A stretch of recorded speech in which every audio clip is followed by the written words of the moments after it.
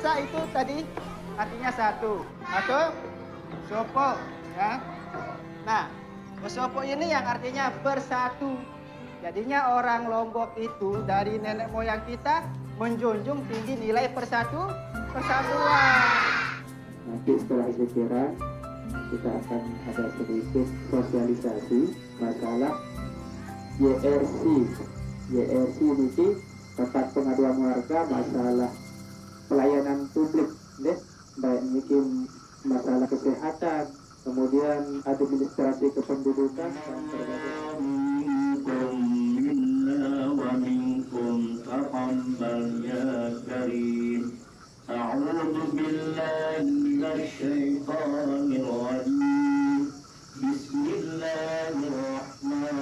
Terkait dengan BPJS, ada yang tetangga di sebelah yang nggak mau melahirkan, tidak punya kartu BPJS. Ketika dia mau melahirkan, dia kaget. Kagetnya karena biaya untuk melahirkan itu mahal. Jadi masyarakat kurang tahu BPJS itu seperti apa, kemudian syarat-syaratnya, bagaimana penggunaannya, sistemnya, masyarakat kurang tahu. Jadi BPJS itu pengurusannya ribet. Kalau warga yang miskin harus sakit dulu baru bisa mendapatkan BPJS.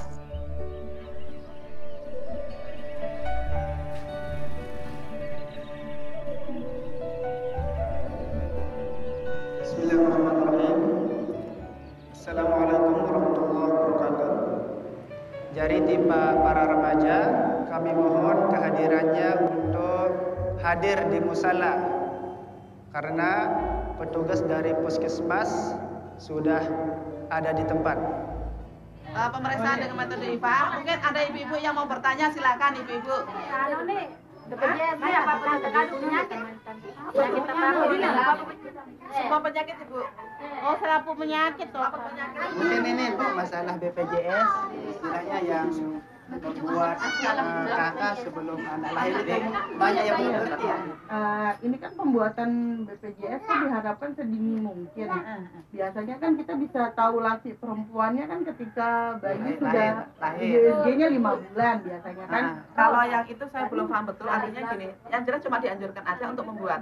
Nanti untuk nama saya belum paham betul.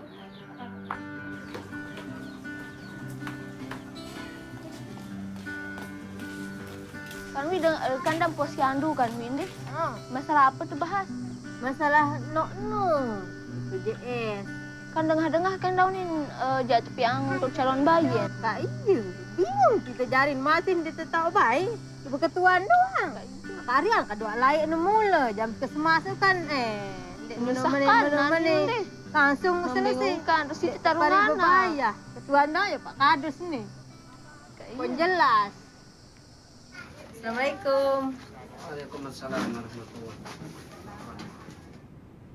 Kan marak unin ibu saonek nu anak tak deman lahir nu tapi angkat BPJS unin. Berembe ni cerita. Jadi selama ini penelusuran itu sebagai kepala dusun, kemudian penelusuran teman-teman searah oleh Ospam, belum kita temukan pembuatan BPJS bagi anak yang belum dilahirkan. Kenapa? Di sana nanti terjadi kebingungan. Kita namakan siapa ini anak? Jenis kelamin. Ya, jenis kelaminnya bagaimana? Atas nama laki, ternyata yang lahir perempuan. Nanti namun tapi BPJS namun dengan betiano bebayahnya nih. BPJS PBI itu adalah BPJS yang dibayarkan iurannya oleh pemerintah daerah. Makanya besok kita sama Pak Kadus pergi ke BPJS langsung memperjelas apakah itu benar atau bagaimana. Insya Allah kita gali informasi. Ya.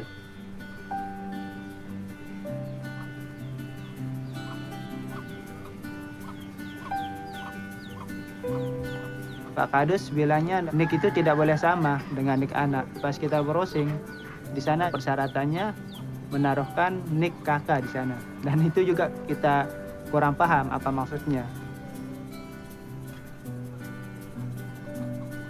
Assalamualaikum. Jadi ini ada beberapa permasalahan juga yang menjadi persyaratan untuk pembuatan BPJS kaitannya dengan anak yang masih di dalam kandungan bisa dibuatkan BPJS. Ini dari BPJS sendiri mengatakan di liputan.com Di sini ada beberapa persyaratan yang memang bertolak belakang. Mungkin ini bisa kita perjelas di BPJS Pak Kades. Ya. Ada 11 itu. Itu berlakunya 2014 itu dulu mulainya. Jadi mohon maaf ya kalau terkait dengan surat ini baru kami lihat ya surat ini yang dari BPJS pusat sendiri ada sosialisasi kepada kami. Kami sebagai kepala desa saja ini tidak tahu, baru saya tahu baru ditunjukkan ini kan. Kalau ini 2014 Pak Kades. Ya.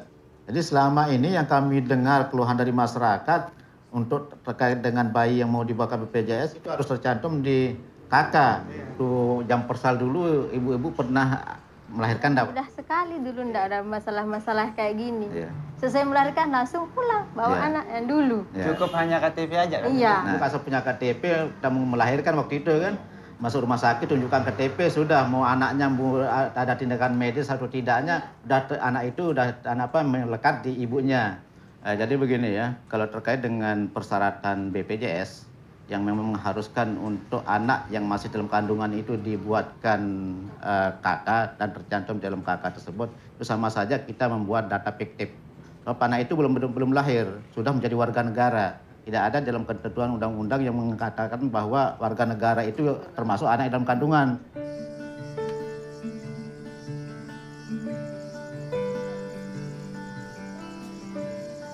Jadi begini Pak Kades, tadi kita sudah ke kantor desa sama Mbak Dina, mendampingi warga kita yang lagi hamil kemarin itu yang sudah kita ngomong sana. Jadi kita bertemu dengan Pak Kades di sana. Kita sudah ngomong mengenai apa yang menjadi keluhan dari warga kita, apa kesulitannya. Kemudian beliau merespon dengan baik. Cuman sesuai dengan apa yang kita tunjukkan tadi sama Pak Kades, apa yang sudah di-download itu ternyata suatu hal yang baru. Itu artinya memang informasi tentang BPJS ini tidak sampai ke desa ya sosialisasinya. Saya belum begitu paham bagaimana cara mainnya. Bagaimana cara mainnya dalam arti kata bagaimana kita memprosesnya. Seperti kakak calon bayi yang belum dilahirkan. Nah ini kebetulan kan besok kita mau ke Gerung. Jadi insya Allah di sana nanti kita pertanyakan sejelas-jelasnya. Makanya besok itu mungkin ada teman yang membantu untuk itu besok masalah kamera tersembunyi itu. Oh ya. Jadi gimana nih Pak Kadus supaya maksudnya seperti kata Pak Kadus supaya kita nggak kena konsekuensi. Kamera tersembunyi itu rencananya kita memang benar-benar pakai dan memang benar-benar tersembunyi. Yang jelas kayak sponsor tuh lah. Ngeretik siapa takut.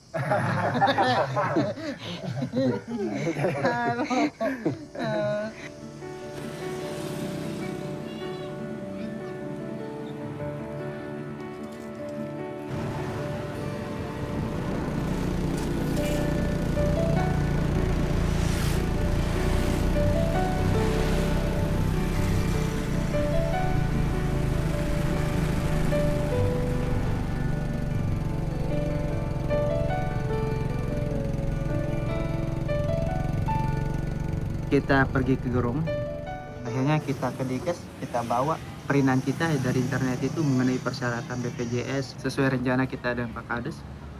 Kita mau ada kamera tersembunyi kan untuk mendapatkan bukti bahwa begini loh pelayanan publik yang ada di Lombok Barat.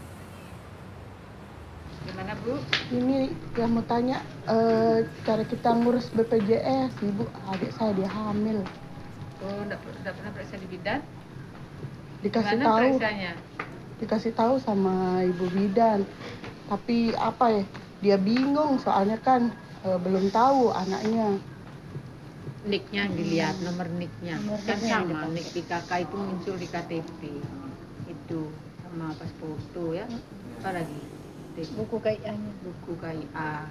Berarti ini kan BPJS-nya untuk berapa? ibu. Kalau untuk anak gimana? Anaknya Anak yang nanti di- setelah lahir ada keterangan lahir nanti Bu. Oh baru dibuatkan BPJS. Iya, sekarang kan belum tahu namanya siapa nanti. Ini juga Bu kemarin penjelasannya masalah anak itu mau dibuatkan apa? Kan belum lahir Pak. Berarti tidak perlu ya Bu ya? Mana mau buatin kakak, keterangan lahirnya belum ada.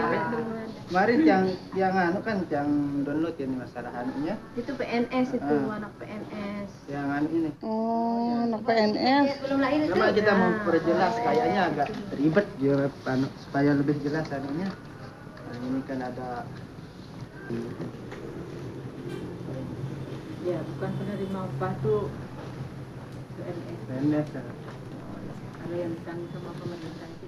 Dan mereka pun mengaku bahwa di BPJS itu istilahnya ketika ada informasi-informasi terbaru, mereka istilahnya tidak tahu juga. Berarti BPJS kurang koordinasi dengan Dikes. Itu kesimpulan kita. Di BPJS kita datang ke sana, langsung masuk, dikasih antrian.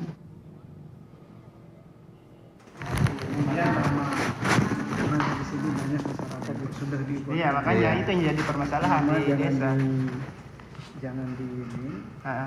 Dapat cukup menggunakan nama ibunya dulu. Misalkan Bayi Nurul Sarina. Bayi Nurul atau Bayi Fikri. Bisa. Tanggal lahir yang dipakai. Tanggal lahir Tanggal pendaftarannya. Tanggal pendaftarannya. Tapi bisa dirubah kan? Bisa. Setelah nanti bayinya lahir sudah ada jenis kelamin yang mungkin itu, baru kita bisa keluarkan kartu aslinya. Bisa dikeluarkan dari dukcapil, kakaknya sudah berubah, kemudian akte kelahirannya juga sudah ada, baru nanti kita proses kartu aslinya. Cuma 3 bulan. 3 bulan ya.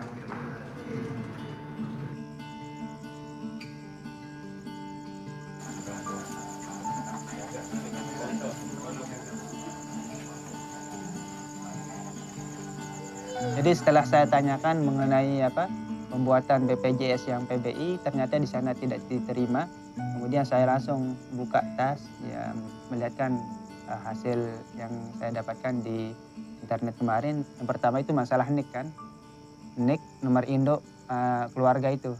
Jadi bayi itu katanya ini dijelaskan, bayi itu ditaruhkan nomor NIK kakak itu. Bukan nomor NIK ibu bapak, tapi nomor NIK kakak yang disuruh di sana. Mungkin tanggapan dari Pak Kadus bagaimana melihat tadi kamera tersembunyi keadaannya di BPJS? Banyak memang hal yang sifatnya ironi ya kita hadapi dalam dunia pelayanan ya. Benar Pak. Jadi sebagai kesimpulan, nggak bisalah kita andalkan. Sekalipun kita langsung ke dinas sosial, itu sifatnya cuman dispensasi sementara saja. Dan saya kemarin dari Dikes bilangnya ini khusus untuk PNS yang persyaratan calon bayi yang jadi peserta BPJS ini kan. Ini maksudnya kan bayi dalam kandungan peserta pekerja bukan penerima upah. Ini yang dibaca pertama sama yang dari Dikes. Oh ini khusus untuk PNS katanya. Terus? Tetapi setelah saya perjelas di BPJS, ini bukan untuk PNS saja, tetapi untuk semua. Yang penting dia bayar. Itu. Jadi antara informasi dari Dikes dengan BPJS itu nggak sinkron. Ini merasa terinspirasi sekali dengan apa yang dilakukan Pak Kadus. Karena di daerah kami itu jangankan minta informasi, cari informasi ke sana kemari, bahkan diminta diurusin pun tidak mau. Tidak mau diminta diurusin. Kalau mau ya bayar dulu. Harus ada uang untuk pulang pergi. Insya Allah kita ini akan menjadi lebih baik kan apa yang akan kita lakukan. Ini tidak pernah kita didukung apa yang kegiatannya, tidak pernah ditengok. Berembeni ki Pak Kadus masalah BPJS. Tinggal manteh hasil lawan dulu masalah kartuno. Anteh karing semenda insya Allah sogol. Setelah dengan BPJS langsung dok Dikes ngurus untuk BPJS yang PBI. Nah, jadi dari Dikes kemarin tinggal tunggu sekitar 1 bulan jadi insya Allah untuk BPJS yang PBI-nya. Nah, nanti kalau misalnya ada keluarga atau teman kan bisa sudah sampaikan. Mungkin dia mau mengurus sendiri, kalau sudah tahu informasinya bisa disampaikan Tapi kalau ada hal kurang jelas kan bisa tanya sama Pak Kadus, bisa tanya sama teman-teman OSPAM. Rencana kita, kami ke depan, teman-teman OSPAM, untuk BPJS ini, untuk perubahan supaya lebih bagus. Jadi kita akan ke dinas sosial dulu, ingin melihat daftar-daftar warga kita yang mendapatkan jaminan kesehatan. Dan setelah kita dapat itu, kita akan mencoba ke dinas kesehatan untuk membuatkan mereka BPJS sebelum mereka sakit.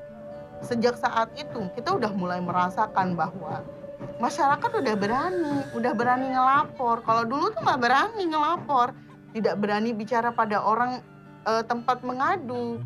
Karena masyarakat melihat bahwa kita adalah wadah yang tepat. Akhirnya laporan itu pun banyak masuk ke OSPAM. Saya ngomong lewat pendekatan kekeluargaan. Saya mencoba melakukan transparansi yang sangat-sangat jelas kepada masyarakat. Jadi masyarakat tidak kita biarkan penasaran, tidak kita biarkan bingung ya. Masyarakat pun menganggap kita itu sebagai bagian dari mereka. Kita akan berusaha mungkin melalui teman-teman dampingan Sante, kemudian ada teman-teman yang lain dari Ombudsman dan yang lainnya bisa membantu kita untuk bagaimana merubah pelayanan publik ini menuju yang lebih baik.